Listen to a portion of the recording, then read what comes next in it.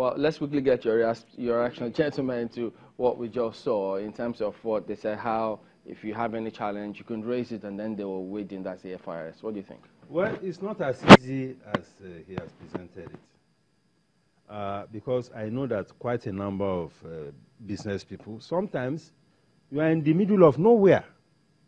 And some people will barricade the road and all of that. By the time you weigh the cost of going to seek redress and sorting yourself out on the spot, as a business person, you prefer to just sort yourself out and move on. Because in most cases, which I've seen, you have something you need to quickly catch on or catch up with, and then exactly. they hold you hostage. Getting redress in this system is very, very costly. Sometimes, most times. What can they do to make it better? Well, it's a question of the quality of the institutions and the political will to compel the enforcing or the regulatory institutions to do what they should do. I'll come to you soon, but you know, let me also follow up on where we left off before we went to break, where you were talking about what is actually on ground concerning the VAT and consumption tax. Yes. How do you think they can reconcile that? First, there's this issue of duplication. Because VAT ideally should be consumption tax. So in some states, you have sales tax or you have consumption tax. You have VAT. It's a duplication. Is that not what I think part of what I was talking about when they had this conflict as to states telling federal government, well, look, we also need VAT at some point. So is this a creative way of saying, in that case, well, you take the VAT, but we will take our own form of VAT, which is consumption tax? That is part of the challenges that we have. Because I think at a point there was even some engagement at the court and so on to be able to sort out whether the states or the federal have the right over VAT. I'm not sure how that ended, but ideally in many climes, in many other countries, once you have VAT, you don't have consumption tax at the same time. And most times, the VAT is supposed to be a state tax.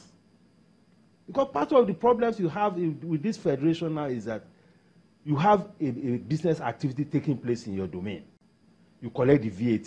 The VAT is to enable the state government to be able to fix some of those facilities to support those businesses that are generating the tax. But you have a system where the VAT is collected, is taken into the center, to the federation account. So whether a state contributes to it or not, it will share from the VAT. You have states, in some states, we are not allowed to take alcohol and things like that. And yet some of the VAT you collect from other places where alcohol consumption is allowed, everybody go there and share it. So these are part of the issues of federalism that we also need to address. Okay. It's a very important thing. Mr. David, take us through the challenges of tax education, because you would recall that for a very long time, and even up until now, there are still some organizations that are not within the tax net yet. What's the consequence of not paying what kind of tax? Well, there are a lot of them well established in the various tax laws. So you have offenses and penalties. And these are not things that I'll be able to read out here. But let me react to the comments. I don't see a situation where businesses issue invoices that they charge arbitrary taxes. Rather, it is the government agencies that levy taxes that in most cases are not approved taxes. Which the company or business will forward transfer to the consumer. Yes. Now, today we have about 62 approved taxes and levies. 9 being collected by federal government, 25 by state, and local government about 20, and you have about 6 of them which they say they are harmonized taxes. So when you put all that together, it is about 62.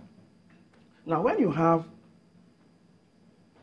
that huge number of taxes, then there is no way you can optimize your revenue generation, because it's like you have a basket and you are just trying to pour water in the basket. So, and you can't optimize your revenue generation. In order to sort this out in terms of the optimization, and then answer the question which you raised about the arbitrariness of certain regions and who pays what concerning alcohol tax or not, if we automate, will that help us out?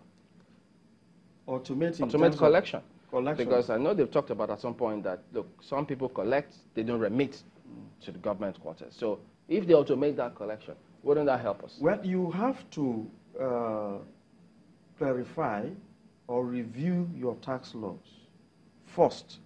To allow this to happen. Yes, before you can say you are automating. Because the way the tax law, especially VAT, is now, you cannot automate, because there are so many, that means whatever income that comes to you when you automate, then it will just... No, for the tax bodies, not the companies themselves. I know, yeah, because when you automate, what that means is that you have a system or a software that directly takes or charges tax from the company's bank account. Is that not what you are referring to? No, in terms of how they remit to the authorities, in order to regularize and be sure that, because there's this argument, school of thought, that believes that, look, they think some regions pay much more tax than some others. And so in order to, let's understand, look, where is the challenge? Do we ensure, first of all, let's get everyone who has been paying tax, first of all, let's have it all published so we know how do we correct what? Because if you have what they refer to as untouchables in terms of how you collect tax, you still have huge challenge. Okay, you are referring to... you see, Liam, they call it? Let me say the rich in the society that are not paying commensurate tax to their wealth. And yeah, that reminds me, is one of the questions I wanted to even ask, that if truly they are looking for how to raise tax to fund the budget or to finance or fund the minimum tax, what happened to the tax on luxury goods that was proposed sometimes in 2017? Tax on those who own private jets and yachts. The best practice is you tax the rich to pay the poor, not taxing the poor to pay the poor. Even if you have to play Robin Hood in this instance. But Muda, let me, okay, respond. I just need some comments on this. You know, in the statement that I read, there was a hint that even company tax was also going to be increased. And company tax is already 30%. Now, we are talking of increasing a tax that is already, because in many other climes, when you are in this kind of situation, where your GDP growth is so low, we are talking of a GDP growth of just less than 2%. They are even reducing tax so that the companies can be able to reinvest, because the nature of an average investor and of an average entrepreneur is that the more profit they make, the more they reinvest in the business. So at 30%, if they increase it now, the companies will die off, fold up? Of course, relocate? it will affect, even though it is profit you are taxing. But what that does is that it will affect the reinvestment. Because for businesses to grow, you have to reinvest whatever money you make. So if you are increasing the company tax from 30% to what? Because those same people who are paying the company tax will still pay the VAT and the consumption tax when they go out there to Of course, there are so many taxes that you have to pay. And there are also regulatory fees. All sorts of regulators are imposing all sorts of, although we don't call them taxes, but it's still a tax. You said that the government is looking at options. Maybe possibly one of them is the VAT, which they have pushed forward. But if you look at the benchmarks for the funding the 2019 budget, they have oil.